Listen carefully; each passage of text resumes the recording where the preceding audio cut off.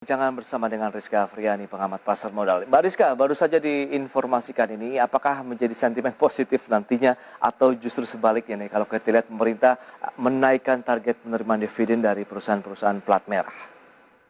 Iya, mengenai pemerintah menaikkan dividen untuk plat merah, Ya. saya lihat juga ini sebenarnya tidak terlalu signifikan. Pertama, kita lihat untuk pada tahun ini sebenarnya kan beberapa BUMN karya juga tidak membagikan dividen. Baik.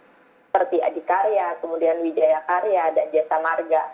Ini yang sudah melakukan RUPS dan tidak membagikan dividen. Kemudian juga kemarin seperti Bank BTN juga tidak membagikan dividen. Jadi sebenarnya untuk kenaikan 25% di tahun 2022 itu tidak terlalu signifikan.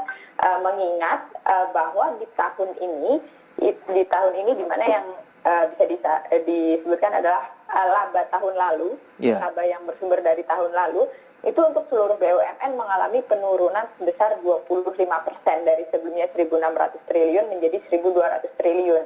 Itu juga yang membuat pada tahun ini dari sisi penerimaan dividen BUMN ini mengalami penurunan menjadi 26,13 triliun. Jadi kenaikan hanya 9,07% atau menjadi 28,5 triliun ini bisa dikatakan juga kenaikannya belum signifikan, walaupun kalau dilihat persentasenya, ini persentasenya pertumbuhan cukup baik, namun secara keseluruhan harusnya masih bisa lebih dari itu kontribusi dividen BUMN. Baik, tapi kalau kita lihat ini kan berdasarkan data ataupun pendapatan di tahun 2021 ini begitu ya, tahun depan ini akan dinaikkan lagi dari sisi penerimaan dividennya. Anda melihat bagaimana dengan kinerjanya sendiri di tahun 2021? Akankah ini menjadi suatu hal yang akan menekan nantinya bagi perusahaan BUMN tersebut begitu, atau hal yang seperti Anda katakan ini tidak akan terlalu berdampak signifikan? Iya, sebenarnya kalau dilihat kinerja perseroan BUMN pada tahun 2020 ini akibat COVID-19 kan hampir 90% BUMN mengalami gangguan bisnis. Nah, untuk di tahun ini saya melihat harusnya adalah potensi pembaikan atau pemulihan daripada emiten-emiten BUMN, dan karena juga memang kenaikan dari targetnya juga masih dalam kategori yang wajar. Ini harusnya mampu dicapai oleh masing-masing BUMN, mengingat saat ini juga pertumbuhan ekonomi kita ini kan diprediksi juga akan membaik gitu. Oke, nah kalau misalnya tadi ada beberapa hal yang dinaikkan khususnya dari perbankan maupun non perbankan begitu, meskipun kita tahu Bank BTN diprediksi juga masih belum memberikan dividen begitu oleh pemerintah. Dan Anda melihat kinerja dari sektor perbankan terlebih dahulu, kalau kita lihat ataupun kita bedah perusahaan perbankan BUMN milik pemerintah, Bank Mandiri, Bank BRI, Bank BNI, begitu bagaimana Anda melihat secara keseluruhan kinerjanya di tahun 2021 ini? Akankah ada perbaikan begitu, karena harapannya juga dengan proses vaksinasi, kemudian kita tahu juga jumlahnya sudah berhasil ya bisa dikatakan ditekan begitu untuk angka positif nih COVID-19 di Indonesia.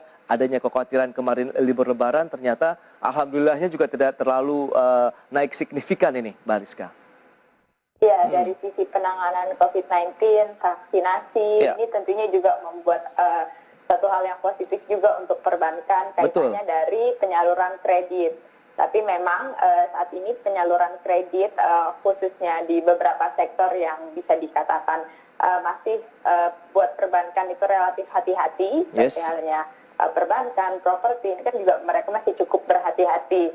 Namun secara keseluruhan saya melihat bahwa untuk potensi kenaikan pendapatan dari perbankan tahun ini, ini akan mengalami peningkatan seiring dengan kemampuan pemerintah untuk menahan penyebaran COVID-19. Oke.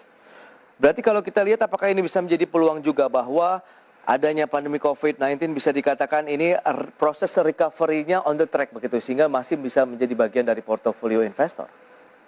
Iya, jadi memang kalau kita lihat di tahun sebelumnya ini kan mengalami penurunan yang cukup signifikan terhadap saham perbankan. Nah, biasanya memang untuk saham-saham perbankan, khususnya yang big cap, itu mengalami kenaikan yang signifikan ketika ekonomi juga turut membaik. Oke. pemulihan ekonomi pada tahun ini yang ditargetkan 4-5%, ini kan tentunya juga akan menjadi sebuah optimisme oleh pelaku pasar, dan Betul. biasanya memang yang akan menjadi idola investor adalah saham-saham perbankan. Yes. Ketika IHSG mampu dari level kemarin, sebelumnya kita sempat di bulan lalu 5.800 ke level 6.000, ini kan juga memang di triggernya adalah saham-saham perbankan. Jadi ketika saat ini di 6.000 untuk IHSG potensi ke level 6.500 pun ini akan didorong oleh saham-saham perbankan. Jadi ini masih menarik sekali untuk saham-saham perbankan kita koleksi pada saat ini.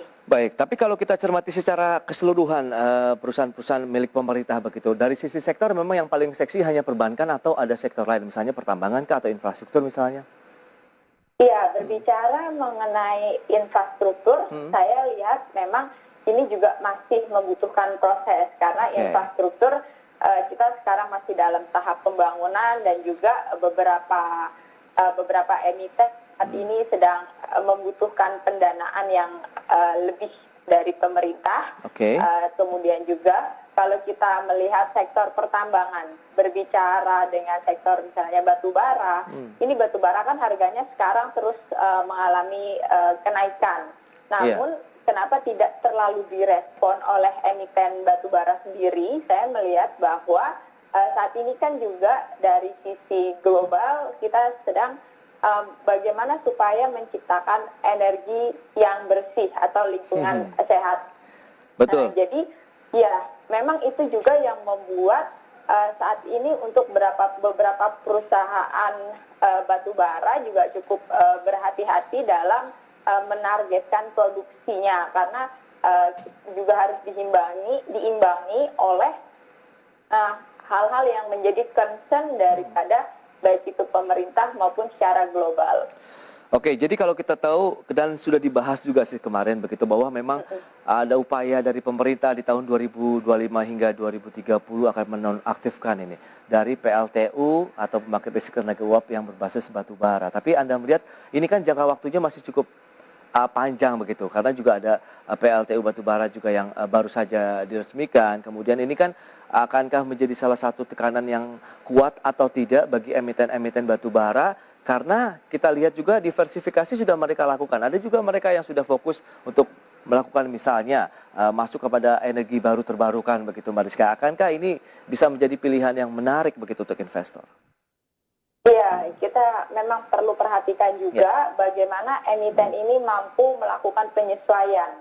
Baik. Untuk saat ini memang berbicara dengan apakah ini menarik untuk jangka panjang, tentunya investor ini harus melihat lebih dalam lagi apakah emiten tersebut mampu melakukan diversifikasi atau tidak. Tapi nature dari emiten batubara biasanya disukai investor adalah dalam jangka waktu pendek, ini lebih ke trader sih sebenarnya. Jadi trader biasanya ini inline, harga batubara naik, kemudian harga sahamnya pun ikut naik, tapi dalam jangka waktu yang relatif tidak terlalu panjang. Oke, Mbak Rizka.